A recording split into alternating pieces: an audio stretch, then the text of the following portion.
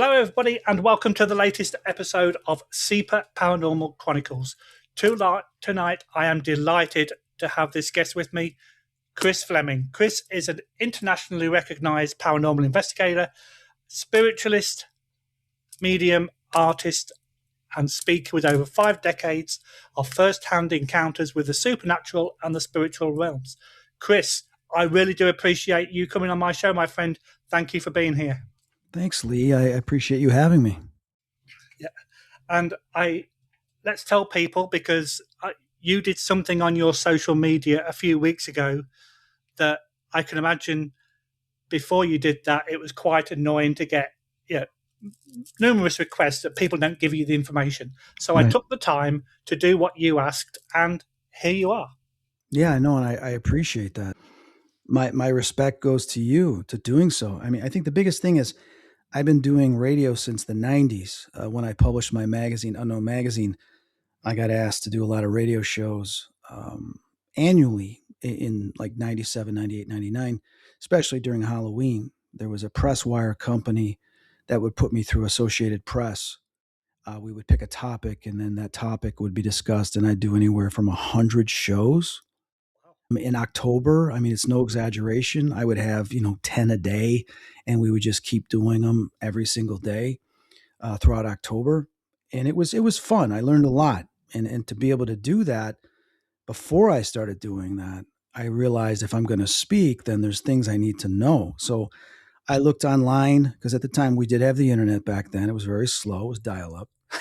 But I did some research back then, and I got some books, and I learned a little bit about how to speak when you're on the radio, and adopted those early principles. And it's a thing in motion today. Today is very different than what it was in the 90s, but it helped because I was doing only radio interviews, for 5 minutes, 10 minutes. That's what it was back then. You just do 10 minutes, you come on as a guest, talk about a topic, 10, 15 minutes, maybe 15, sometimes only 5 or 10, and just get right to the point and you move on. So it helped. But in getting to the point nowadays, I've over the years, I've turned down several interview requests just because going through the cancer and everything, my head's not been there. I'm very fatigued and tired. And I don't want to say I've avoided it. I've just basically postponed it. But I noticed over the last 8 or so years that the podcast requests, they come in differently. I mean, it could be a direct message through social media, it could be an email. And I try to gear people towards, here, send me a personal email, because I get a lot of direct messages that are lost because they just keep populating and pushing it down. Plus, I forget. If I get several requests, within a couple weeks, I don't remember what we discussed. But I noticed something that was consistent with probably 99%. And I'm going to say just about everybody was they had no principle or format or branding to their radio show or podcast. They say, "Yeah, I'd like to interview on my show." Okay, what show? When is it? Can you send me something? Well, yeah, it's just, here's a link to my website or my social media. I said, okay, but I don't have time to go look at that. Do you have a one sheet? What's a one sheet? So I noticed that. I said, all right, I'm not going to do any more interviews unless somebody's got a one sheet. And just the reason being is I can take a look at the one sheet. I can go over the information. I can decide whether I want to do the show if we're on the right page and it's something I want to do. But it's just a little bit more professional. And plus, it shows me that the person's very serious about what they're doing. Not someone that has 1 or 2 viewers or listeners, or doesn't have anybody and they're just doing it for fun out of their basement. It's, if you're serious enough about this, sure, let's talk, But I've done shows where people are startups and everything, but I try to teach them. I try to tell them, now, listen, I had a podcast since 2006. I've done shows. If you want to grow with your show, if you're serious about doing your show, you've got to do a one sheet. And they're like, what's a one sheet? So I'd send them links or talk about it. And basically a one sheet is it's about your show. What's your bio? When does your show air? How does it air? Is it live? Is it video? Is it audio? Where can people go to listen to it? How many listeners do you have? Where are you broadcast? All those types of important information. It's not my job as a guest to go research that and pursue that. It's your job as a brand to grow and promote your show, yet you're doing one of the most essential, most important things, and you're not doing it. So why are you doing this? It's just it's a thing to kind of put a filtering system on what's coming in, but in the same sense, to try to teach the individual that these are the things you got to do if you want to make it, if you want to grow and you want to be big with your show. Yeah, and that's one thing that I've always done. I've not I technically had noticed you a sent me one one sheet. right away. Yeah. As soon as I saw your post, it's like, I want Chris on my show. I'm going to do exactly what he says and see what happens. And I was actually doing a podcast that night as well. So I thought, okay, yeah, I probably won't hear anything from him. It'll probably be a few days. And then a couple of hours later, oh my God, Chris Fleming just messaged me. And it's Right. like, and here you are. But like I say, I didn't know what a one sheet was, but now I do, and I'm going to be using it. But I always made the effort to tell people who I was, where I am, you know, I'm part of which paranormal organization, the fact I've got a podcast, and I will even mention I saw you on this episode of, for example, and then I've gone from there. Yeah, if you want to discuss further, this is where you can reach me. But at least I'm giving people certain amount of information to start off with, and that's the way forward, I think. And just so people understand, I have a one sheet as a guest. Okay. And I've always had a one sheet as a guest. And then the last couple of years, because I had been sick with cancer, and things going on, I hadn't updated it. So I had several requests last year. And I said, well, yeah, I'd like to be a guest, but I don't have my one sheet ready. Like, I said, no, I'm not going to do your show until I have my one sheet and I can send it to you, because I want to make sure you have up to date information and you're not just scraping stuff off the internet that is probably outdated. And so I didn't do any shows last year. I kept postponing them because I didn't have the one sheet done. And I got the one sheet done a couple of months ago. And I said, okay, now I'm ready to do shows because I have my one sheet. And I've been speaking, if you want to say professionally, on radio, talk shows, whatever, since the 90s. But still, I don't care who I am. I want to have a one sheet because it needs to be updated. And I'll just say this as just a side note. I just did a show recently. I sent them the one sheet. They used none of the information from the one sheet. All the bio information they had was from the internet that is outdated by 15, 20 years. And I'm just like, you gotta be kidding me. Yeah. So it makes your job easier because then you have questions, as well as you can add questions, as I state in the one sheet. But then you're up to date on what's going on. You don't have to ask me for stuff. I don't need to send you bio photos. I don't need to send you links. It's all there in the one sheet. And that's what's important. So, I can promote as much as I want. I can say it, but there's still going to be people that just don't adhere to it. And, that's them. That's the way it is. I can't tell people how to do their show. Everybody is very unique and very Exactly. creative. But Yeah. this is what's used. And it's a digital portfolio is what it is. And I'm going to be bringing my podcast back. And in doing so, I want to record a bunch of episodes first. I find that easier. But then also, I've got to create a one sheet for that. And then with the one sheet, I send that to my guests so that they can see my history and my interest in them and why. And then I also propose to them a summary of what I would like to talk about, which is why I'm having them on the show, because they're known for something or they have a topic or a theme that I find very interesting. And I know my listeners would like that. So I prepare myself too. I would just like to see it because there's nothing wrong with wanting to do a podcast and doing a show. But the number one question is, why are you doing it? And are you serious about it? If you have these informations together, it lets me know you're serious. But there are people out there that should not be doing a show. And I don't mean to Sure. be disrespectful and take it away from them. But if you're not going to do it right, that makes it easier for your guests and easier for whatever listeners you have to be updated and know where to go to find your show and more about it and more about you, then what are you doing? It's like if you That's just it. want to talk, jump on a chat room. Exactly. So before we go into your paranormal career, I think one of the most key questions that people want to know, how are you physically and health wise? It's interesting. I thought about that this morning.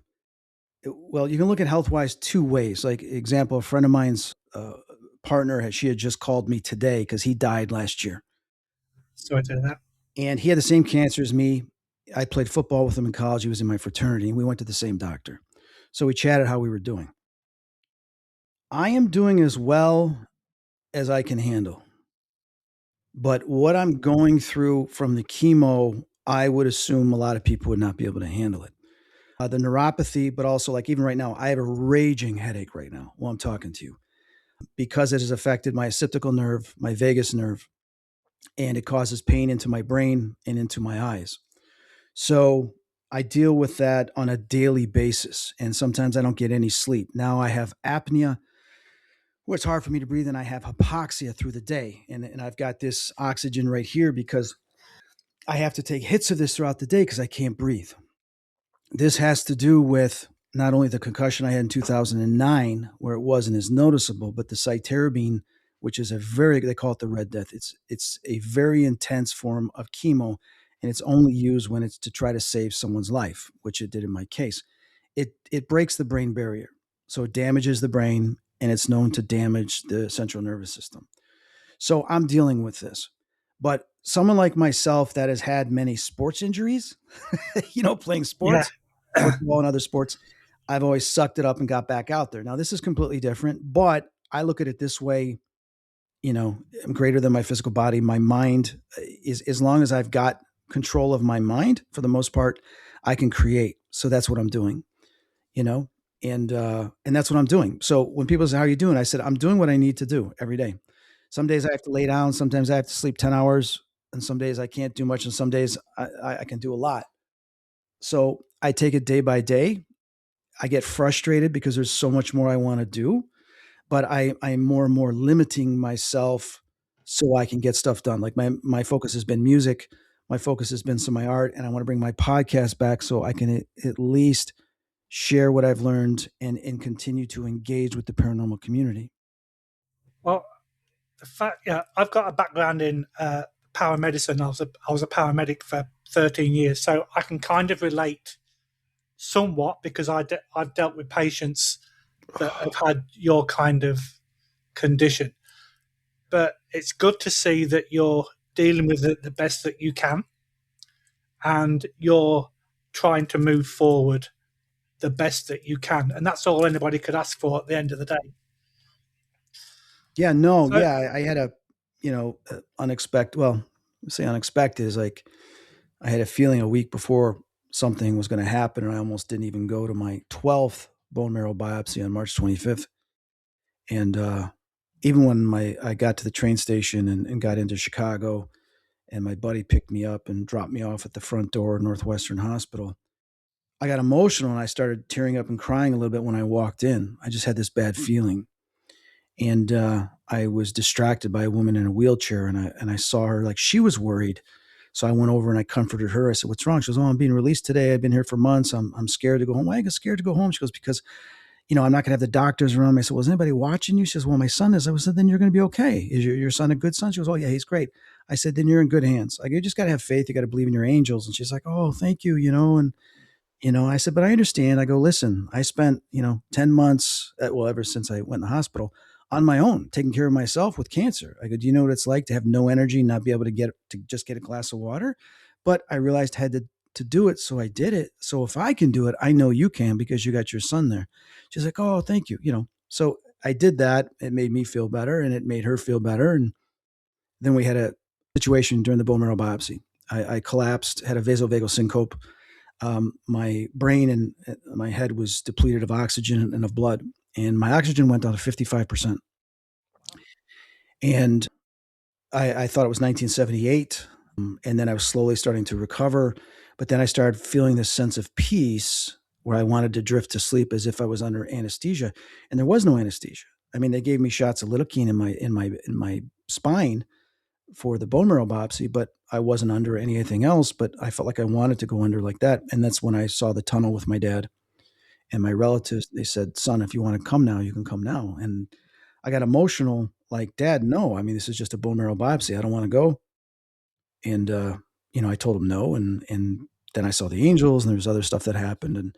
And ironically, it's in the doctor's reports. It's in two of the reports that I saw my dad, I saw angels, and I told him I didn't want to go.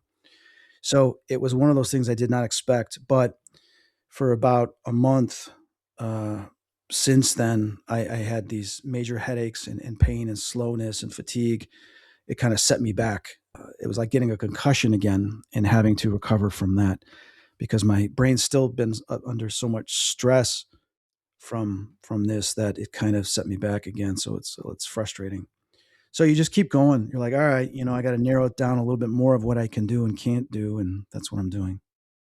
So was that your question? I don't remember what your question was. Yeah, yeah. No, it was basically asking how you are. So yeah, Oh, we'll, thank you. Okay. yeah. So, but like I say, yeah, nobody can talk to somebody like you and not how you are, Well, especially thank what you. you've been through. So I thought I would, do the courteous thing to I appreciate it. speak about you first. So, as I said at the start of the show, you're internationally recognized paranormal investigator and spiritual medium. So this started at a very early age for you. Yeah. Can you kind of tell me how this all came about? That you thought that you would, well, you probably thought you were normal, but now you know that what you know, it probably wasn't normal for a lot of people. Yeah. It was, well, I mean, there was something that happened when I was a year and a half old when we lived in Long Island. My dad was playing hockey for the Rangers. I was only about a year and a half old, but I remember this. And the only reason why I can tell you the place and the time frame, so this would have been in 68, 68, 69, is because the way I described the room, the place we were staying at, my mom says, "Oh my God, that's when we were in the apartment." All I remember, very briefly, real quickly, is I'm in my crib and I see this bright light, and I see this as like a slit of light, and so I was kind of attracted to it. And somehow, some way, I'm outside the crib and I'm walking, and I remember I had my diapers on, whatever, and I see the sitter sleeping on the couch, and the TV was all noise because usually after midnight, whatever it is, or whatever time it was, there was no channels back then. Everything was shut down at midnight. But the door was open and the screen was there, and I just felt something pulling me, this light and this voice, to go towards the screen. That's all I remember. And then I just remember sitting in my diapers on the beach, and there's the water, and I just see this light above the water, and I'm like waving to it, like it's leaving. And then some man with his dog finds me, and the next thing I'm home.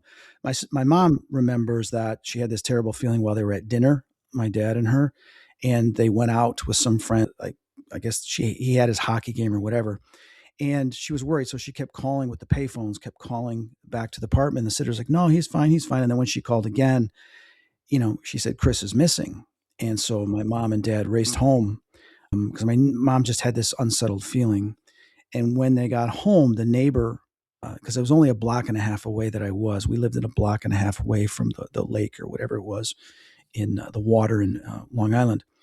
And he said he found me sitting there on the beach with his dog. His dog was barking and found me. So how I got there, it doesn't make sense for, 1.5 years old to be able to walk a block and a half to get there. So no idea. So that's my earliest memory. Collaborative with what my mom had filled in the blanks. So then the other thing is when we moved, which would have been at the end of 1970, we moved into a new house in Hoffman Estates on Park Lane, and it was brand new construction. But there was stuff started coming out of the walls, and I don't remember if that happened right away or it happened in 71. I can't remember that. But I remember that I was terrified because there were soldiers coming through. They were all bloody. I saw battlefields. I saw men's without arms or legs, with guns and stuff, and they'd come out. Now, it was assumed at the time that it was just nightmares and imagination because the wallpaper was like from the Revolutionary War. It had the British soldiers and stuff. My mom thought that would be cool, like a boy likes tin soldiers and whatever. So they had that all done up. And so they got rid of the paper, but it still happened. And then it's shifted to just these black masses and things coming out. So I'd start sleeping in my dad's room because they would come through the walls. So that was the earliest. So then I was, well, geez, I was about 3.5, 4 years old. Then I had a dream about my sister drowning, and I woke up and I was in the void, which is like this dark room, and I see this event that happens, and I see my sister drown, and then I jump in and it all goes black. So that usually happens when you're in the dark room because I've had that, and I just had something recently regarding the dark void. is you go into a place in between here and there. It's not even a sense of time, but it says this event's going to happen, and it's going to be tragic if it falls through, if it continues, and if not, if it can be altered, and it can somehow in the timeline, then it can be preventable. So I woke up screaming. My mom comes into the room and I tell her what happens. Well, my mom grew up having dreams that would come true. Her mother had dreams that would come true. So she had this sixth sense to pay attention to what I was saying. She went and checked on my sister, who was only a year and a half old. And, she seemed okay, came back in. Then my mom says, listen to me. I need you to tell me this dream step by step. So I told my mom, step by step, the dream. And then my mom says, no, you don't jump in. And if this ever happens, you race and get help. So you scream bloody murder. You just scream, my sister's drowning, and someone will come and help because you're too young to help. I said, okay. So my mom told my dad, because he got traded to Utah. He says, well, whatever you do, when you get a place, make sure there's no pool or it's not near any water. So we got a place, an apartment, but there was a pool in the apartment complex. And during the fall, so it was probably like October, a whole bunch of family members were over and the kids were all being noisy. So they told us to go outside and play. And then this 13-year-old, she goes, is there a pool around here? I said, yeah. So we go over to the pool, and sure enough, she tells us to tap our foot on the tarp that's there. And in the middle of the tarp, it was all filled with water. And so we're all tapping our shoes, and everybody's like, well, Kelly's got to do it too. And my sister's only a year and a half, 2 years old at the most. She's holding her hand, and she slips out of her hand. She slips into the tarp and slips into the water. And she's floating. She had a little snowsuit on, so she's floating. And luckily, she wasn't face down. She was face up. So I'm watching this, and the girl goes and gets a skimmer, just like in the dream. And then she goes and gets the life preserver, which back then I called it lifesaver because we had lifesaver candies. And as she throws the lifesaver, the life preserver, there was a trigger. And we call that in psychology. I realized, oh my God, this is exactly what happened in the dream. My sister's going to drown. My mom trained me to run bloody murder. So I raced back to the apartment, which wasn't far. It was just across the parking lot, screaming bloody murder. And a maintenance guy was there working on the front door. He says, where? I said, the pool. So he races over there. And I can't get in, right? Because he has the doorbell apart, right? So I go around to where a window is. I'm screaming and screaming and screaming. And somebody hears. My mom comes. She leaps over the railing, goes racing over there. As they get there, my mom only weighed like 90 pounds back then, is they put my mom on the tarp and gently, held hands for her to go grasp my sister. As she's getting closer to my sister, her snowsuit filled in. She goes under. And my mom's like, oh, she grabs my sister's coat under the water and pulls her right out with not a second to spare. And they checked her and she was fine. She was cold, so they changed her clothes and put her in a bathtub. And if I did not have that dream, if my mom did not condition me how to properly react to that situation, I would have stood there and my sister would have drowned. So that's obviously what we call precognitive dream, right? It's precognition of something, an event that's going to occur. Because of that, I took dreams very seriously. At the same time, living in this apartment, I started to get a friend. And my mom says it was a imaginary friend, but it wasn't. I remember him. To this day, I remember him. And even years ago, they said his name on the spirit box and stuff. His name was Chip, right? He was a kid my age. And he would appear and we'd talk and he showed me stuff and everything. And then one day he had to leave. So I had that friend for a period of time. My mom says maybe it was about a year and a half. I don't remember all the situations. I remember a few, but I remember him. I remember the day he had to say goodbye. So those are the earliest. And that was, obviously 68, 69, and then 1970, 71. Those were the earliest ones. So, yeah, I'm a similar age to what you are. And, 20, 30, 40 years ago, if somebody actually came out and said, I can see spirits or, this kind of thing, the medium that they are today, a lot of the time these people would like, okay, let's just put you into a quiet room. You've got something wrong with it. But it's amazing how now, in this day and age, everybody's talking about ghosts and spirits. Everybody's talking about UFOs and cryptids. And there's a lot more mediums that are publicly coming out there. So, at what kind of age did you kind of realize that what you were seeing was, or yeah, and feeling, experiencing, you had mediumistic skills? Well, it wasn't a term that my mom used with me, but I would say probably around 5 years old, 6 years old, when some of the other ghosts started appearing in the house and we decided to get a Ouija board and start talking to them. And then I would hear the voices and I would see them. My mom wouldn't see them, my dad would, my sister would. But my mom was traveling a lot, working. So my mom and I would sit there and communicate with them using the Ouija board. But there's times that I would hear them and I would say, okay, mom, they're in the room right now. They're going to make the drapes move. They're going to make the light go off. And then they would do it. Right. So it was just normal. And the term medium wasn't used. When I told my mom that there was three ghosts in the room, in my dad's room when we were sleeping, I wake up because I hear these voices and I hear them whispering and I see two males and one female. And I've done a drawing of this I've had in my presentations. And I'm like, oh my God, I'm seeing three. And they're talking because I can hear them. So I'm trying to wake my dad up. He says, just ignore them, they'll go away. So the woman starts to glide away. She leaves the other two from the conversation. And I'm wondering in my head, I wonder if she can see me like I can see her. All of a sudden, she glides and turns around and waves at me. Now, I'm a little kid with the sheets, and I'm like, oh my God, she's waving at me because my dad's asleep and there's nobody else in the room. And she just somehow heard what I thought. So I nervously waved back, like, oh my God, she's interacting with me, but she's friendly. She's not attacking me, but she's just waving, like, hi, I heard you, right?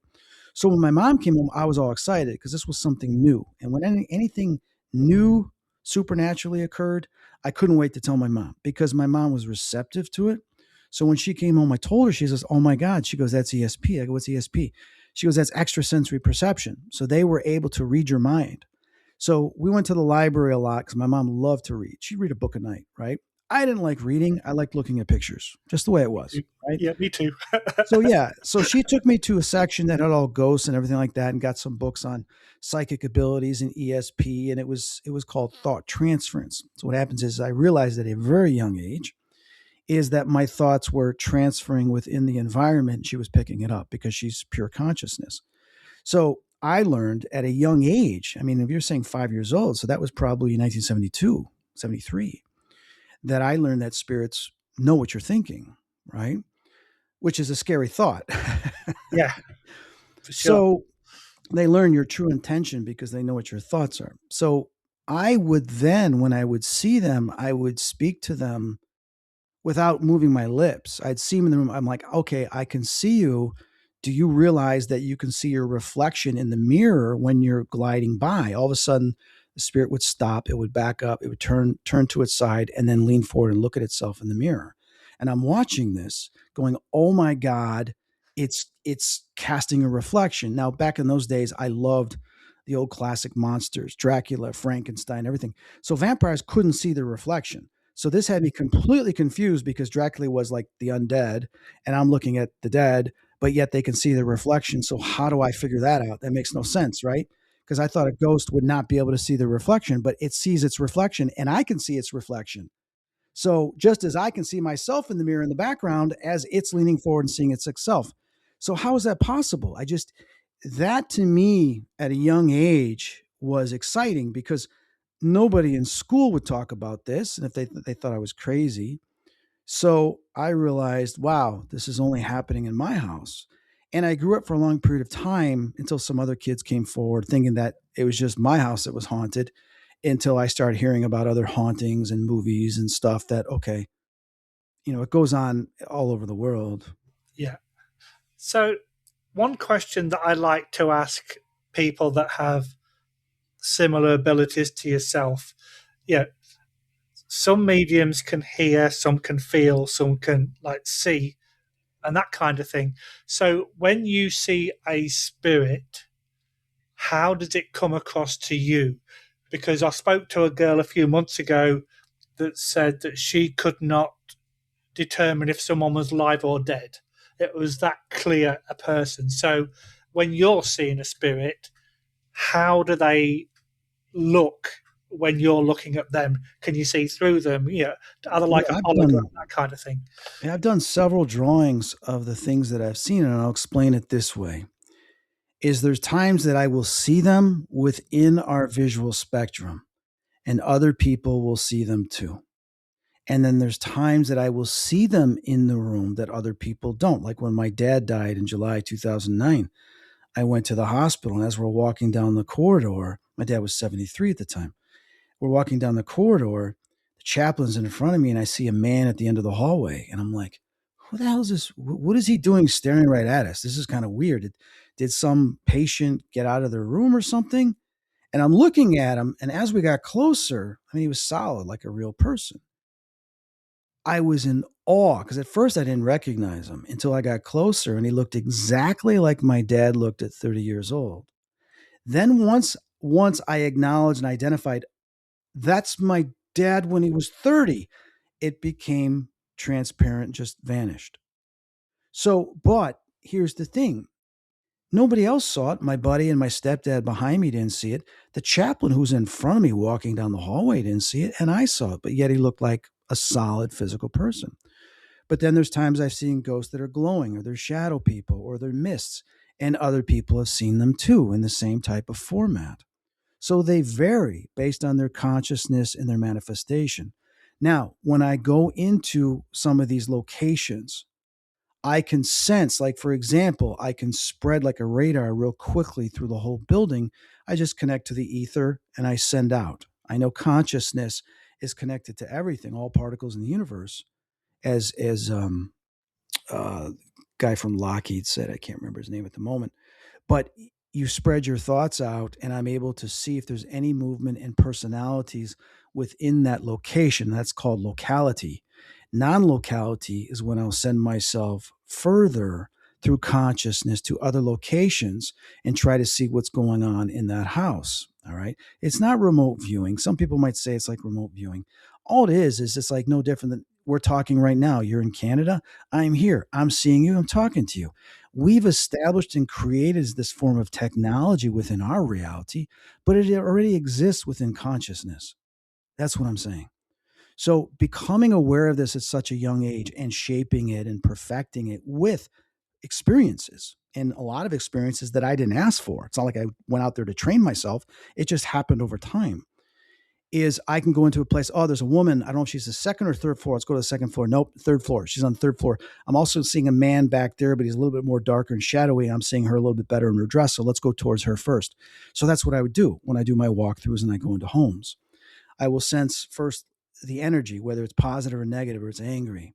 And before it used to be just positive or negative, and I'd click on the negative and I have to figure that out.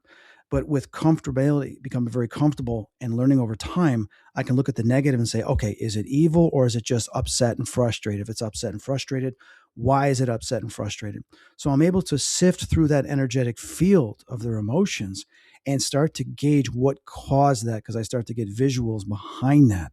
I start to get little movies that play behind that, right? Then I better understand the ghost. Now, today, you don't see much of that with paranormal investigators. They just go in, oh, there's a ghost here. Are you a man or a woman? Oh, it says it's a man. And that's it. They establish that there's something there and they don't go deeper than that. Some mediums have that ability to do it and some don't. Some might say they're doing it and they're not doing it. And some are doing it and they're legit. So you can go any way you want with that.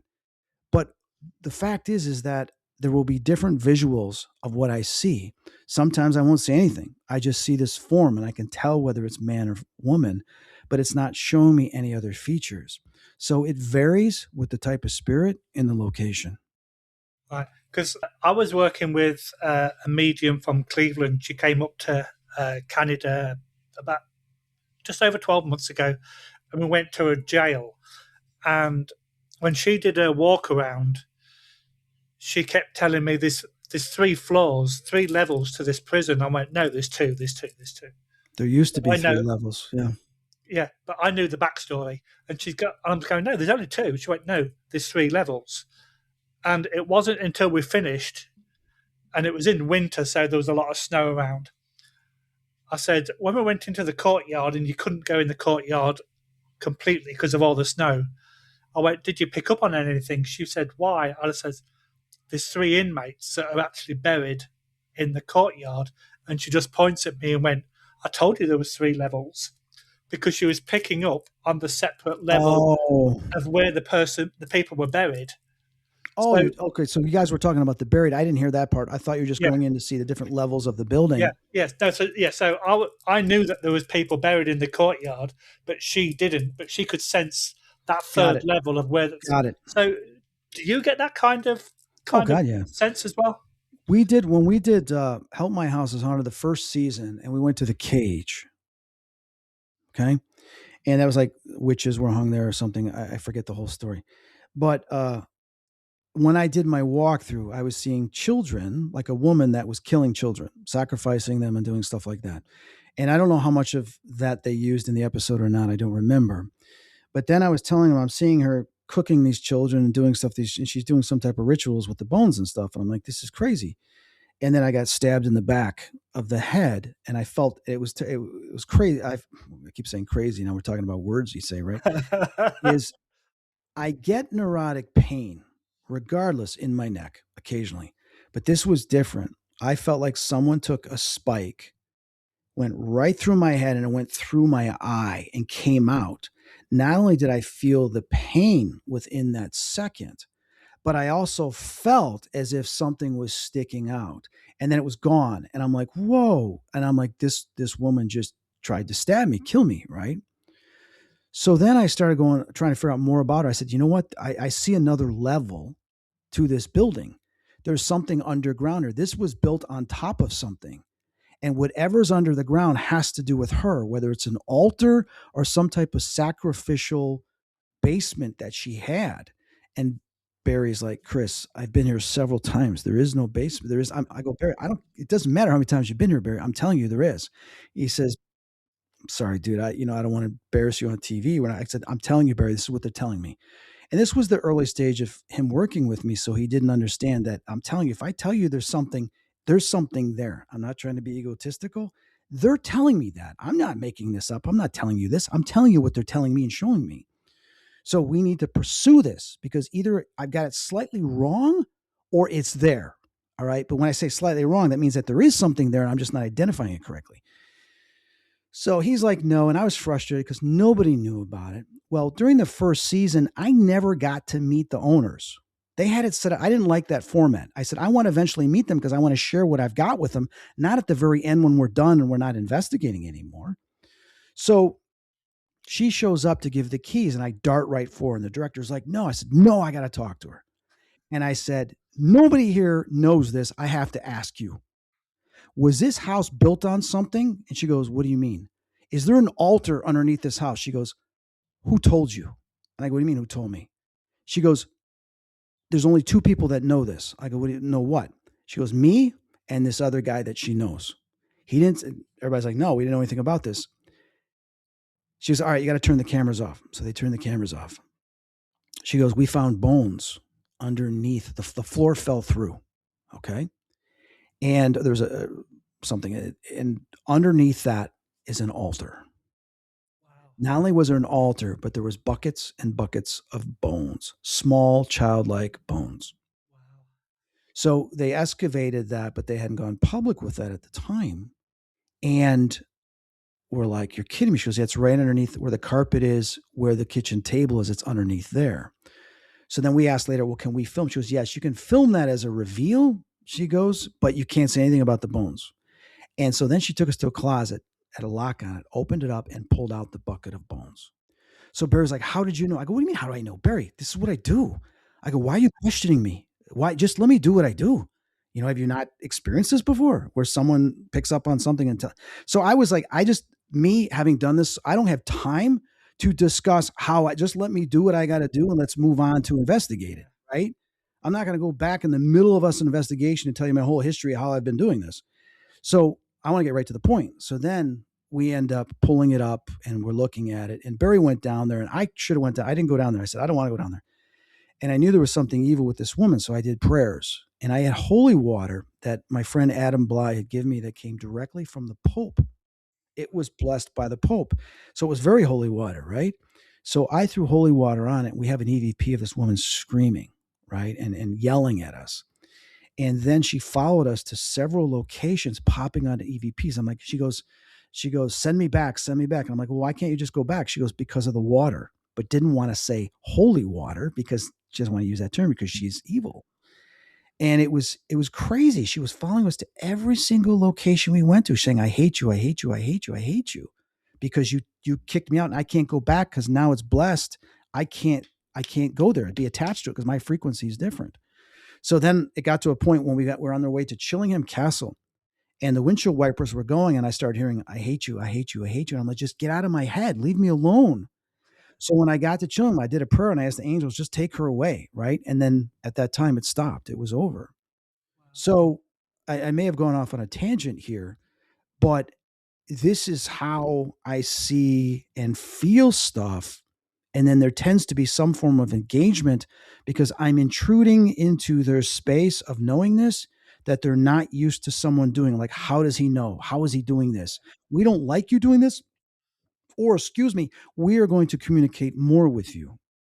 Yeah, it's actually quite funny because in the spring, summer of last year, I actually had Barry on the show as well. Oh, that's great. Yeah. Yeah, because we've got a mutual friend called Kate. Kate Yeah, I know. Hare. Kate's great. I love Kate. Yeah, yeah, and she was going. I interviewed Kate. She was going to see Barry, so I went, poke Barry for me, see if he'll come on the show, and he said yes. But Yeah, he yeah, so loves that to do shows. Yeah. yeah, he does. So I absolutely love what you just said because I actually had chills when you were telling me. So, at what point did you was you asked? Yeah, how did appearing on those kind of shows come about? Oh, Did it's somebody pretty approach simple. you? I've spoken about this many times, but I'll share this with you. Is I did a paranormal. Well, okay. Um, I was a graphic designer and artist. I worked for a newspaper. Then I worked for an advertising agency. Then I just took this one job, supposed to be high paying, for 2 months, selling garbage containers. I sold one to a mortgage company, and he asked if I could design his brochures and his logo. So I did. And during that process, over about a month, he says, "Why don't you just come work for me?" And I had no interest in going into the finance business, but he was a really good salesman. So he talked me into it. And I felt like I was burned out in graphic design, that I wanted to do something completely different. And I'm glad I did. So while I was there, within the first 6 months, there was people all over the country, all over the world, that were working there from different cultures and nationalities. And one night we were having pizza late at night, just getting to know one another. And someone said they saw a ghost that night. And I look and I go, what? He tells his story. And then another person tells about their paranormal stories. Next thing you know, everybody's telling paranormal stories. And I didn't say one story. I just said, yeah, I grew up in a haunted house, but I was so interested in hearing their stories. Yeah. So I became interested in it again at that time. And so I went to the newsstand. There was a newsstand 2 doors down that sold magazines. I picked up Fate magazine, all these other paranormal magazines. And I used to read Fate a little bit when I was a kid, my mom and I, because we had stuff going on in the house. So I decided to do a magazine. So for 5 years, I published a magazine and I was always behind schedule. Imagine that. And but because of that, I started doing radio, meeting a lot of people and talking to people all over the world, UFOs, military personnel, you name it. And I was fascinated about the different stories that people had. Well, in the year 2000, I'd gone to another mortgage company and I got really busy because the market changed and people wanted to refinance and everything. So I couldn't do both. It was just too much work. And I was dating this one girl and she's like, it's either me or the magazine. And, she played that game. And I said, well, you know what? I'm burned out anyway. So I'm going to stop the magazine. But I got a feeling that I'm going to do the magazine in some other way, whether it's on TV or the radio, in some form of media, and tell people stories. Sure enough, in 2023, would have been in the spring, I get this email from a woman from 24 Productions in the UK saying, hey, we're creating this one TV show. We're looking if you're interested. And I didn't even respond. I'm like, I'm not interested. I'm busy with mortgages. It's in the UK. I'm not interested. And then next thing you know, 2 months later, I get a phone call at the office. Somehow she was able to track me down. Wow. How she tracked me down where I worked, I have no idea. But a receptionist goes, hey, Chris, I got a phone call from the UK. I'm like, the UK? Who's calling? And I'm thinking, oh my God, is that email? Because the only person I talked to in the UK that wanted to talk was her. So I get on the phone. She's like, hi, this is Charlotte from 24 Productions. Is this Chris Fleming? I said, yeah. Are you doing the magazine? No magazine? No. You're not doing the magazine? She goes, did you do the magazine? I said, yeah, I stopped doing it. She was like, why? Because that's my business. I just don't want to do it anymore. She goes, well, are you still into the paranormal? I said, yeah, I'll always be in the paranormal. I see ghosts and I have things happen to me, but why are you calling? And she tells me she's got this show, which was dead famous. And she said, well, we got this show. And I said, well, I'm not interested. And she goes, please, the network really wants it. They want to have a partner show to compete with Most Haunted. And they think this would be a great show. We'd film it. I go, I'm not interested. I just don't want to do that stuff. That's my childhood. That's behind me, you know. So she goes, can I just email it to you and you take a look? So she emails it to me. Other guys in the office, we looked at it. I told my mom, and mom was like, you know what? Just fly out there for 2 days. They're going to shoot a teaser just to get a free trip. It's never going to happen. Sure enough, 6 weeks later, it got greenlit. And I told him, congratulations. They're like, no, dummy, you're on the show. And I'm like, what? I don't want to be on the show. I swear you could ask her. I did not want to do this. I was terrified. I mean, the last thing I want to do is go backwards and have people tease me and not believe in this and put myself on the spot with a camera communicating with spirits. I used to do this in my house, or we do it in the forest, or at my friend's house, not in someone's house that I don't know with a camera in my face. No way. Right. But lo and behold, things started happening right away on the set. When I say set, when they're filming at the locations we were at, you know, and I just felt like I was thrown back into my childhood. But this time I was no longer afraid. I was educated and experienced in overcoming my fear. I still got startled and excited. And when it happened, it was the same rush that my friends and I used to get when we do the Ouija board and things would happen, whether something would fly across the room, we'd hear a voice or a bang on the wall. I was like, oh my God, this is such a rush. But I'm doing this at the most haunted places in America.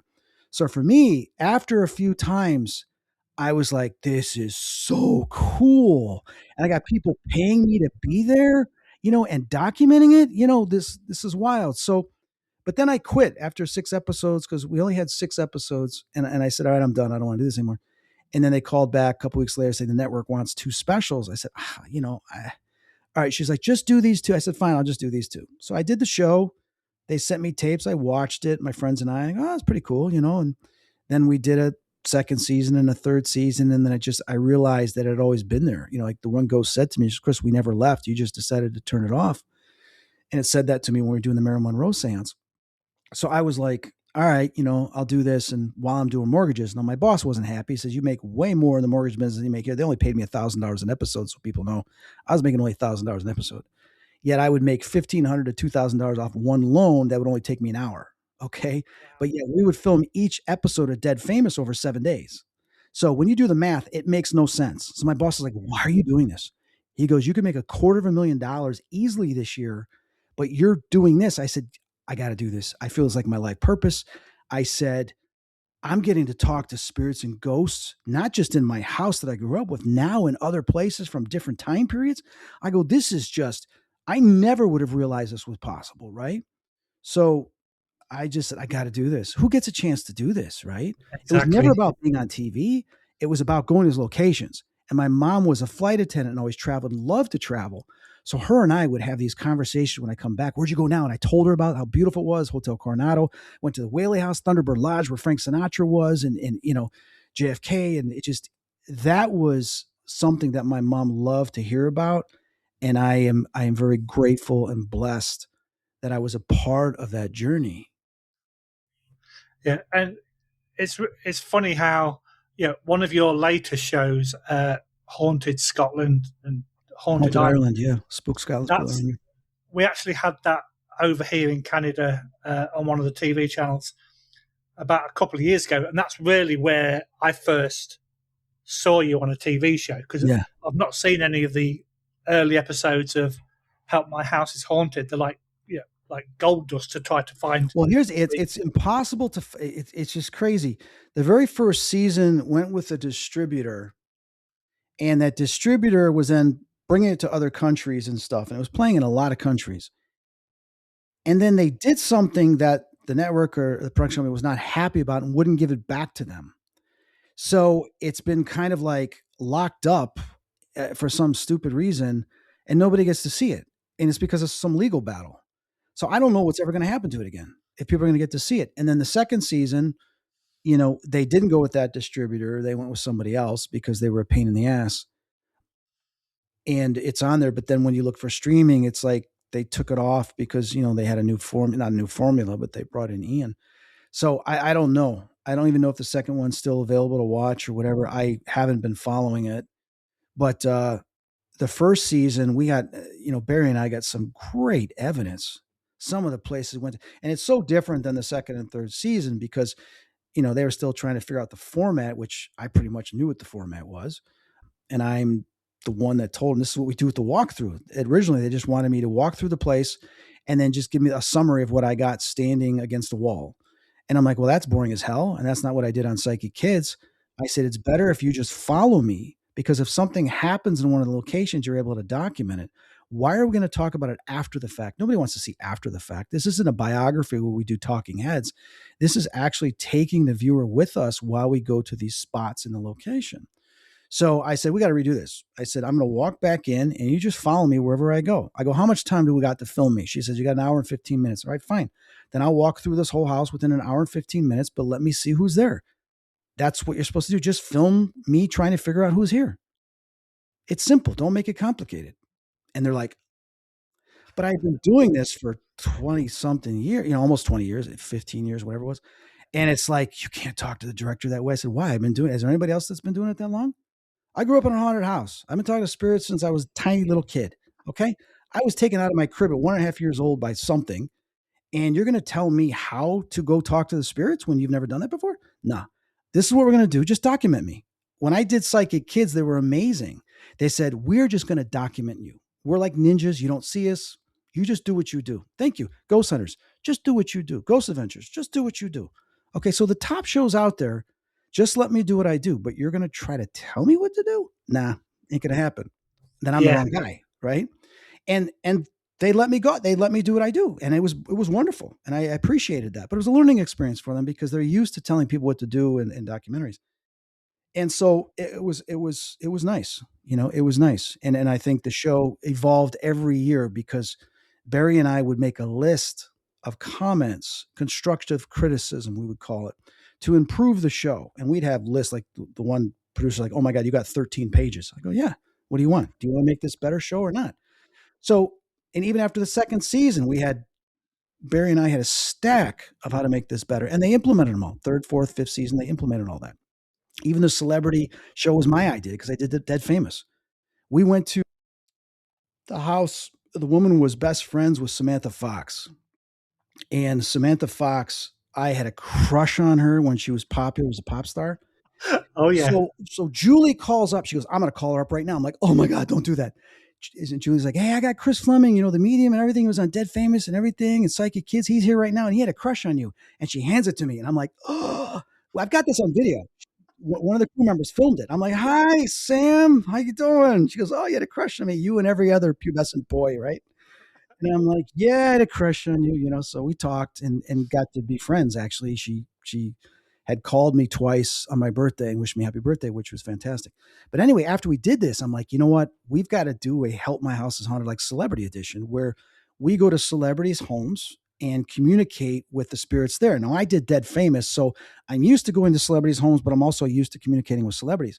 So I pitched it to our director. I told him, and then producer Steph Westgate. I said, "Hey," she goes, "Well, we're not going to do it now. It's too early. We're still trying to figure out the budget for this show. It keeps growing, so probably won't do that till like the fourth or fifth season." She goes, "But it's a nice idea, And then obviously they went and did it without me, and I wasn't a part of the show, and I was really upset about that. I'll be honest. I was really upset because that was another one of my ideas that I wanted to do. And I even had the pitch and the deck, not the deck, but I had the pitch and I had the treatment for it that I had sent, and they went and did it without me. So that was, I was upset about that because when it's something passionate you're about and they go take it and, they don't pay you, they don't give you any credit. They just take it. So that was upsetting, but it is what it is. You move on. That's So, it. And yeah, you kind of have to because yeah, I do. I'm involved with Comic Cons this side oh, I of love the. Comic Cons. You know that I collect comics, right? I do now. Yeah. Okay. My dad got me to take the mind off the ghosts. And this is what's crazy, Lee. Today I just thought of it. No one would ever guess unless I spoke about it before. The very first comic my dad brought me home, I was in the basement and we were having the ghost stuff. And my dad brings a stack of comics. The very first comic on top was X-Men with Phoenix when the ship crashed and she burst out of the water. It was issue 101, I believe. I still have that. And I just got it autographed by Chris Claremont last year. I met him face to face and he signed it for me. But my dad gave that to me. He said, here, I used to read comics when I was a kid. He used to read Black Hawk, which was like this military comic. He says, just start reading these. It'll help take your mind off the ghosts. And then I got addicted to comics. And then like 20 years, I didn't do it, but I got back into it several years ago just because of the creativity and the movie principles and stuff. So I'm fascinated by it. But like I said, those memories are great memories. And I still have the very first issue my dad gave me. Yeah, because it's quite funny that you mentioned X-Men, because Famke Janssen is coming to Ottawa. Oh, wow. Yeah, she was Phoenix. Yeah. Who was in the X-Men. But yeah, but the point that I was actually gonna get to, like, I I'm love quite to go off tangents, just so you know. really, Chris. I hadn't kind of got that impression at all. It's the creative mind. Yeah, like Fox, I oh, I'll have to get some of that, Chris. It looks good. I speak to a lot of celebrities, but I treat them like human beings. Where some people go, "Oh my god, it's Chris Fleming! Oh my god," kind of thing. No, it's Yeah, and it's like, yeah, and I'm just speaking to loads of people, and it's like people go, "You do really good on a podcast because you talk a lot." I said, "What are you trying to say?" But yeah, we'll definitely have to I'll definitely have to find a convention that you're going to, and come and visit you, and I'll bring you some oxygen through the border. Thank you. Yeah, yeah, thank you.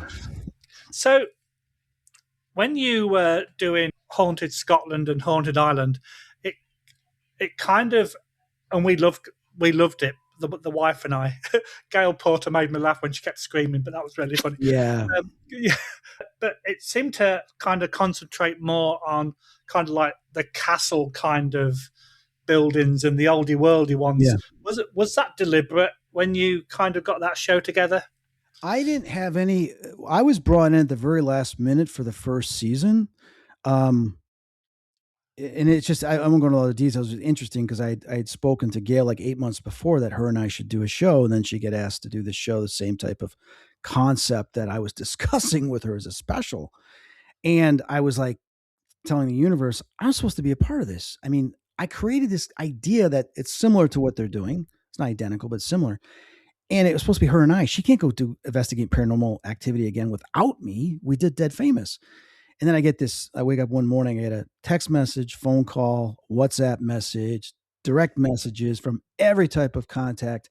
Hi, this is what the hell's the name of I can't remember the production. Turn. This is Turn. And the network stated that they want to have you on the show with Gail Porter. And I read it again and again and again. I just said to the universe this week that you cannot have her go do this show without me. And now they're telling me we need to get you out here in 2 weeks. We filmed a pilot episode and the network wants you on the show and we're going back out. And I'm like, oh my God. So I messaged Gail. She goes, oh my God, they got a hold of you. I said, yes. She goes, oh, this is great. So she told me a little bit about the show and everybody she's working with. I said, all right, I'll be out there in 2 weeks. So I was out there. There was a little bit of delay getting my visa and everything else. So I was out there. And when I got there, I'm like, I told you, Gail, 15 years ago, we'd be working together again. And here we are. Right. And we just spoke 8 months ago. She goes, well, I was hoping they'd get you. I said, well, the network made the decision. And they're obviously making the decision because they're not going to bring me back to help because of the COVID thing and everything. But then they're going to put me on this show, which was smart from a marketing standpoint. So it was great. I was very pleased with, the production company did a very good job in the filming and editing and putting together the show. I was very pleased with that. There were just some producing things that they did not understand paranormal, and it got very frustrating. And they were very like authoritative. Like, you do this. I go, no, don't tell me what to do. And it's like, I don't think I understand how paranormal works, and they were very interruptive too. I'd be in the middle of communicating with spirit and a camera would go, or they'd yell out something or say something. I'm like, oh my God, right in the middle of getting this. So it was very unfortunate. I'll just say that I was not pleased with some. The sound guy was great. One of our director of photography was great. One of our directors was great. It was just two of the producers, all three of the producers. But that didn't understand paranormal and tried to do it their way, and they'd never done paranormal before. And that's a problem. You can ask anybody in the field. I mean, ghost hunters will tell you, ghost adventurers will tell you when they've had executives or someone come in try to make decisions. That was the only problem. I mean, I would definitely work with the director of photography again. I would definitely work with the sound guy. The sound guy was great. Everybody was on the same page. I'd work with Gail again. Even Ryan was great. Ryan was really good, very passionate. And that's the thing I loved about Ryan was he was very passionate about what he does. Now, just so you know, the first season, they were telling Gail to be scared all the time. There was sometimes she was scared, but they kept telling her, we need you to be more scared. It needs to be scary. They tried to tell me, I go, I don't get scared. You're not going to make it scarier. Okay. It's scary enough for people. Don't tell me, oh, Chris, we really got to go. No, we don't have to go. I want to, like she'd be like, we got to go. I said, no, I want to talk to the spirit. Why are we leaving? And Chris, we got to go.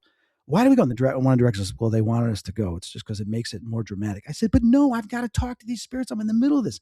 So that got me upset that I didn't get to finish parts of the communication or the investigation in some spots. And that's the only thing that really bothered me was, I mean, there are a couple of people I would definitely work with again from the show. And then there's some people I wouldn't. I would work with Gail again. I would work with Ryan again. Absolutely. And I'd work with the sound guy again and one of the directors of photography. They were great. And it's got nothing to do with the fact that it's the UK and it's a great place. Yeah, I love the UK. You kidding me? No. No, listen, Help My House is Haunted, like Adrian, one of the best directors of photography I've ever worked with. Okay. Owen was good as sound guy. And then Steve, who was our sound guy on Haunted Scotland, was amazing. I wanted him back for Haunted Ireland. They said, no, you got to bring him back. And they didn't. I was always so upset about that, and he's like, why didn't I get invited back? I don't know what they're doing. And that's the one thing we started with Help My House is Haunted was I told them after the first season, because we went through 3 directors of photography the first season, right? And we went through a couple of sound guys. And I said, you got to bring Owen back. You got to bring Adrian back from the first season. And then you have to build a team that you have consistently for every episode. The reason being is they become part of the team. Not only they become part of the team, like this was with Psychic Kids, is they learn you and you learn them. What I mean by that is they know if I go into a trance, they know if I start communicating where to stand because they've seen it before. They know how I feel and passionate I am to not say anything or to film stuff because they know my movements. If you get someone coming in, it gets disruptive, just disruptive. And you can't have disruption when you're investigating a haunted place, when you're trying to communicate with a spirit. So that was the whole point, and they did that, and that helped make the show so successful. Was they had that team of individuals that were on every season together, and the season grew. And that, God bless them, that was what we tried to do after the first season with all the chaos, and we started to do in the second season, and they continued that, thank God. And that's a formula that makes a very successful show. You look at Ghost Hunters, Ghost Adventures, and some of the other top shows, is they keep the same team. The shows that don't make it, they keep getting new people every year. And they got to start all over again. And there's always growing pains during the first season because just like a sports team, and I've played sports for years and I've coached sports. So that's where it comes from is, and also graphic design, putting together a production team, finding the most talented people, putting them in those positions. And everybody knows how to rely on one another and what the expectations are. When all that is done naturally, like a machine, it works beautifully. But if people don't know what to do and you constantly have to tell them, it distracts from what you're doing and it takes away from the fluidity of just documenting the darn show. So that was a problem we ran into, unfortunately, with Haunted Scotland and Haunted Ireland. Otherwise the series would have continued. Tell you what we'll do. I'll invite you to my hometown in England, and we'll see what we can find there, and we'll create our own show. That would be cool. It's called timeshare. Yeah, a timeshare. Yeah, it's Boston. Funnily enough, it confuses Americans because they think I'm talking about the one in Massachusetts. But yeah. Okay, so you've got a book coming out, or is it already out? Are you still working on it? No, I haven't finished the book.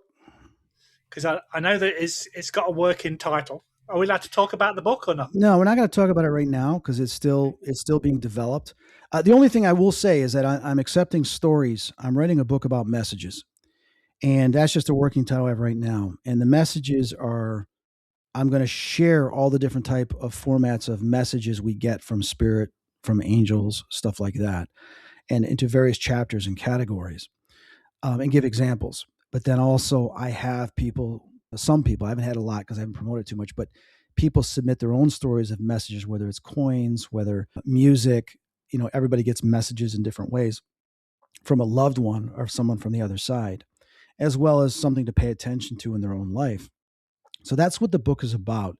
My goal with the book is not only to educate on people to become more aware of these messages, but share the different meanings and how it creates purpose in those meanings to have a better life, that we're not alone, that these spirits out there are definitely trying to help us and guide us without interrupting the free will. So it's a compilation book of not only my experiences as the narrator guiding through, sharing my own personal stories as an example, but then also sharing other people's stories so you can see that this happens to other people around the world. So I'm asking for submissions. So if they go to ChristopherFleming.com and they click on book, you can read about what it's about and for the submissions. But no, I have actually, because of everything I went through, I put all my energy and my healing into music, because a voice had asked me, if there's one thing you could do, what do you want to do? And I said music, and I've got a story about that. But I decided to start just creating and writing music because it's something I've always wanted to do. We never got to finish when we went in the studio back in 2014. We created a demo and we were going to make an album. Never happened. So it's either now or never. So I have an album coming out. I've done various genres because I love music as a whole, an entirety. So I've been creating and writing music in different genres. But this first one is called Boogeyman Blues, and it releases officially June 12th. It's available on CD. The vinyl is going to be colored vinyl and a gatefold. I did all the graphic design. There's 21 songs. There's 20 songs on the CD, 21 on the digital download, 21 on the vinyl. And majority of the songs are my own personal experiences with ghosts and the paranormal, written into the genre of blues.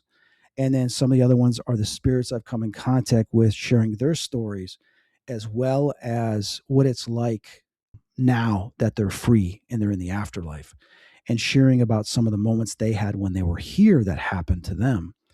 And that's what it's about. And I'm very pleased and happy. I spent 6 weeks in the studio. I wrote all the lyrics and the titles.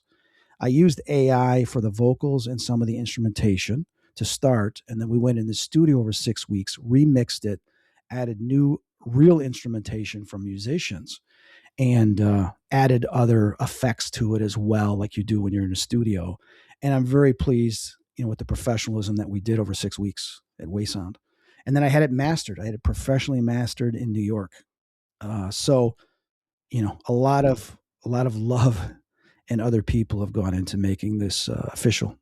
Yeah, it's actually quite interesting because obviously, yeah, I have two screens, so I have various notes that I want to cover, and in bold, I've got the book with the working title, and then I've got Boogeyman Blues that we have to speak about, which we've just covered. So, yeah, I think the music saved me, man, because there were some really dark hours on the couch at 3 a.m. where I'm like, I can't do this, and all of a sudden a spirit would appear. And I'll keep that personal between me and the spirit, but and my cat died and I wrote a song. That was the first one, as I wrote a song about my cat. When I was in the hospital, I couldn't go see him and he died and I was devastated. And they said, do you want a counselor? I go, no, I'm a counselor. I'm like, I'm a spiritual counselor. I've been counseling people for 20 years professionally. I have my own private practice.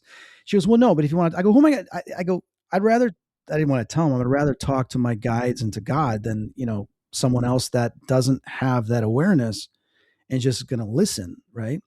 So I drowned my sorrows, my emotion into writing, and I wrote songs like Never Give Up, I'm Not Dead Yet, and all this other stuff for life's sake. And then I just wrote a lot of hard rock, heavy metal because I've always liked it. And then some Enya type, Enigma, Conjure One, Love, electronica tracks that are beautiful about the afterlife.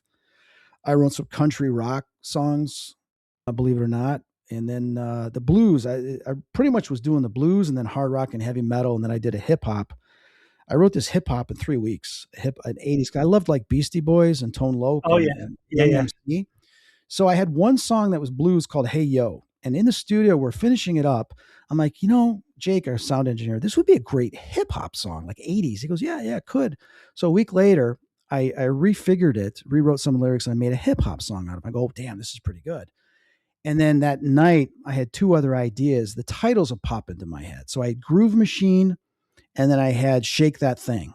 When you get like a lot of dancers, twerking and stuff, I'd like to make kind of like a cool hip hop song about that, and but tongue in cheek. And I did. I wrote those in just 24 hours. And I'm like, next thing you know, within a week and a half, 2 weeks, I had 8 songs. And then I said, yeah, all right, I'm going in the studio because this is so fresh. So I went in the studio, we finished it. And then I wrote one more song. And then I have to go back in to finish the mastering. We did some mastering, but there's a little more touches I'm not happy with. So that'll probably be out in July or August. It's called Groove Machine. And it's got that 80s hip hop, but also there's spiritual songs. I talk about 515. I talk about some of the spirits and paying attention to the messages and the signs. And then I even talk about 6-7, where kids were running around saying 6-7. I wrote a song about that because I would go on like Horizon, these VR games, right? Because when I was healing, I couldn't go anywhere. So I got these VR goggles. I go into these rooms and stuff, walk around, and kids are running around going 6-7, 6-7. I'm like, what the heck is 6-7? So I look it up and it means nothing. And I'm like, this is hilarious. But back in the 80s and 90s, pop culture was so big, MTV and everything, they would write songs about that. Nobody wrote a song about this. Some guy mentions it, Duke or whatever his name is, mentioned it in a song. So I wrote a song about it. And it's funny, but it's like the 80s type music they would write a song about. Oh, And it's wow. great. I think it's brilliant. And it's fun. So I said, I want to do a fun album. I did all this blues and this sadness. I want to do a fun hip hop blues like from the 80s. And that's what I did. Fly Like Superman. It's a great song, and I also turned that into a heavy metal song, and it's like Metallica needs to play this. Oh my god, Metallica needs to. So for me, I found my love, my expression, and my healing, because you may know, and some of your listeners will probably know, that they have found scientifically that there is healing in music, the frequencies, and since I've been having problems with the pain in my brain from the cytarabine, I said, this music is going to help me because it releases endorphins. And it's helped me get through this. Without the music, I don't know what I would have done to get through this. But it continues to help me get through this. And yeah, that's called, as people say, a calling. And obviously, that was the direction that you were kind Yeah. of. Oh, no, absolutely. There's no doubt about it. And I feel this immensely. I told my sister, this is all I want to do is the music. I'm still going to do some paranormal stuff, but all my music is going to have some elements of the paranormal in it, which is another way for me to express myself creatively, and I hope people enjoy it, but I know they will when they hear this. And I'm not being egotistical. I'm just stating that I've worked with some sound engineers. My buddy was in Warrior Soul and they listened to the music. They're like, I won't even tell you what they said, but it's all positive. Okay. Because I'm not here to praise myself. I'm here to praise the spirits and the stories in this music. That's what I want people to focus on. I want them to listen to the lyrics, and people enjoy it and share it and share it. And, like I said, it's on pre-sale right now, ChristopherFleming.com. You can order the CD or vinyl. I'll ship all over the world. The CD I'll actually have within about a week and a half, and I'll start shipping. The vinyl I won't be getting till the end of July or August because it takes 90 days to print. But the digital download is going to be available June 12th. You can pre-order it on iTunes, and it's supposed to be on Amazon any day now, and it's still not there. I keep contacting my distributor. So it's going to be available from both those distributors for digital download to your phones or your computers. And then out here, I got a company that's going to sell it on Walmart online, eBay, and the physical CD on Amazon. So, and they'll ship all over the world. So, I mean, I've already gotten 40 orders right now just for the CD in other countries. I'd say 15 of them are in other countries and the rest are in the United States. And I will be shipping them personally myself. I already just got the boxes came in today. I got the stamper for the logo that goes on the box. And I'm ready to start packing and getting them out, hopefully in a week and a half. You'll have a new talent then. You'll be able to pack stuff into like. I've always done that. No, here's the thing people don't know is that I was always a fan growing up of ordering stuff in the back of comic books and magazines and getting stuff. I love Amazon, getting stuff. And so I know what that excitement is when you get something. And I've had an online shipping business, I mean, since 97 when I did my magazine, but then I was selling ghost hunting. I was one of the first people selling ghost hunting equipment. We're talking about 2007, 8, 9. I had Ghost Outlet and I was doing big numbers, $250,000 in sales, so that was something I was doing huge in 2009, 2010, 11, and 12. And then everybody else got into it, and I was not doing well after the car accident. So I didn't spend much time in updating. My website crashed twice. I lost everything, and it was frustrating.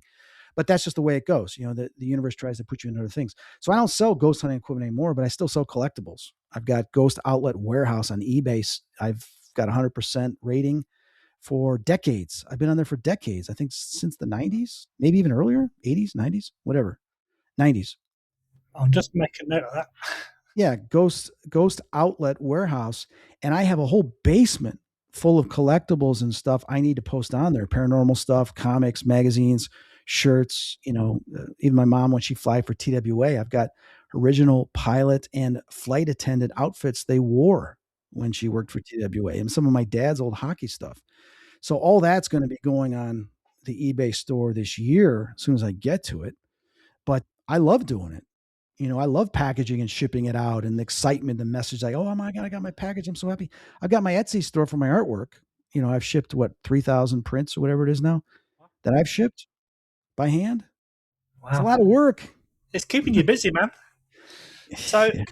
before we go, because unfortunately we are coming to the end, I could talk to you all night, This but I is the think, end of the doors. have you got any public appearances coming up anytime soon? Yeah, I'm doing Dave Schrader's event, which ironically it's the same weekend as my record release. I'm like, oh, Oh, bad so planning. that's, yeah, June 11th through 13th, which is at the Palmer House Hotel in Minnesota. So we're doing some lectures and ghost hunts there. And then the record release obviously is the 12th. So I'll be very busy that week doing promotion for that. And I'll continue to do promotion for the following month or two. And then the 20th, we've got a ghost hunt. There's only 6 tickets left for the Graham Genestra House in Rockford. I know there's an event that wants to have me in July, so that's not booked yet. I don't have anything yet scheduled for August. And then September, I'm doing an event. And then I'm also going to the UK. Jane Harris from Help My House is Haunted is doing XCon, which I love the graphics on the website. If you haven't checked it out, you got to check it out. But if you go to ChristopherFleming.com and you go to events, you can find it at the bottom there. But in October, I'm flying to the UK to do her event, which I'm looking forward to seeing her. I'm looking forward to see everybody in the UK. And her and I are going to do a panel. And I'm also going to talk about my near-death experience that I just had March 25th and the previous one I had in 2010. So I'm looking forward to that, traveling to the UK for a couple days. That's it. The music I'm really focusing on. I'll start doing readings again in July. But this coming month, I want to crank out some more material and have it set aside for release.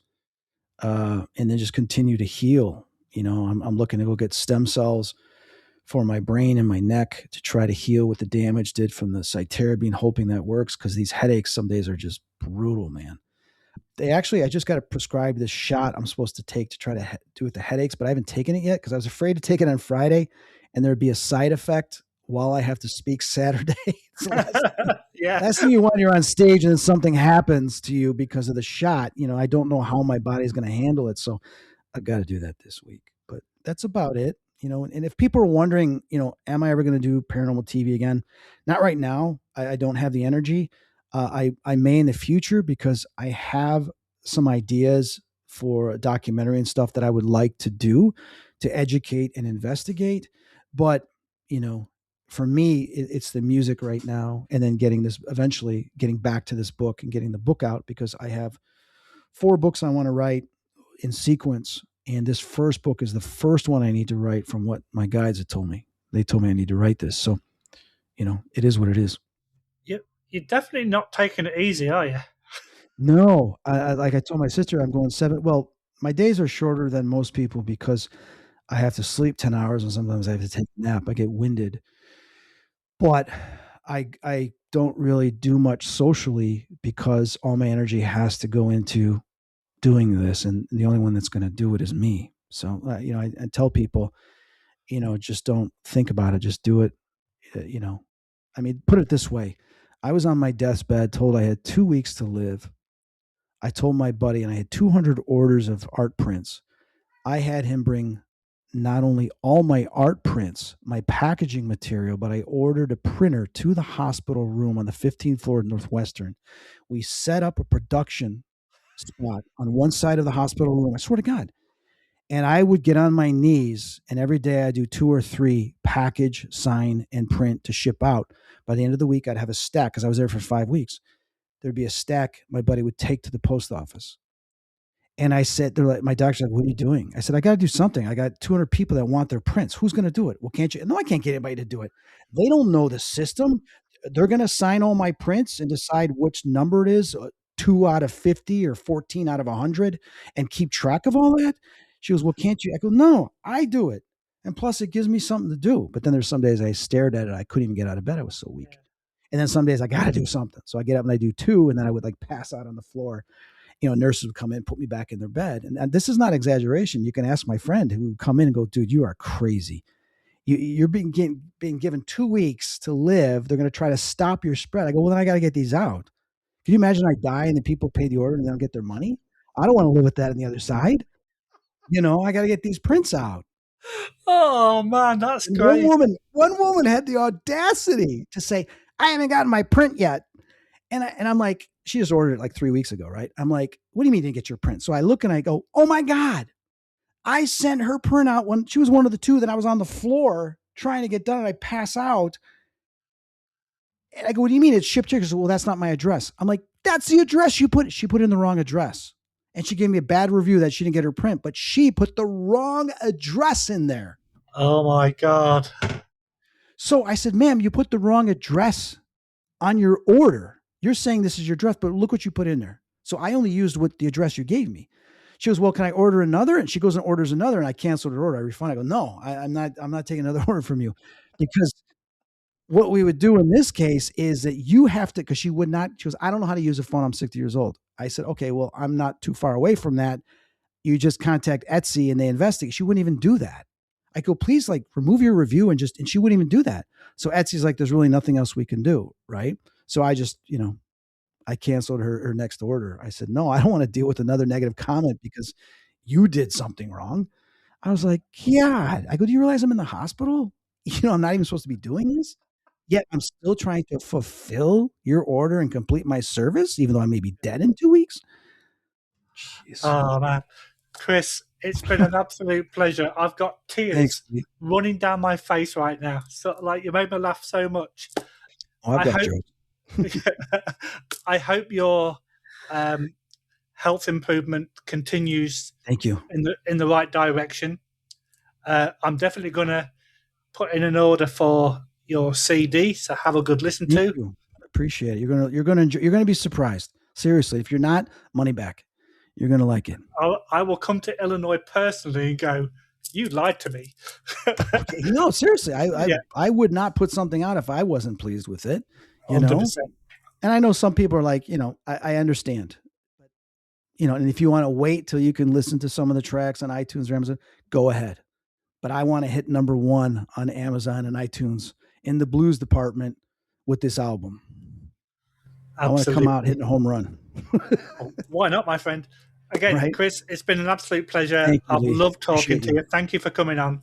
You have a great rest of the evening, my friend, and stay safe. You too, my friend. Thanks. You, everybody, for listening. Good. Bye-bye.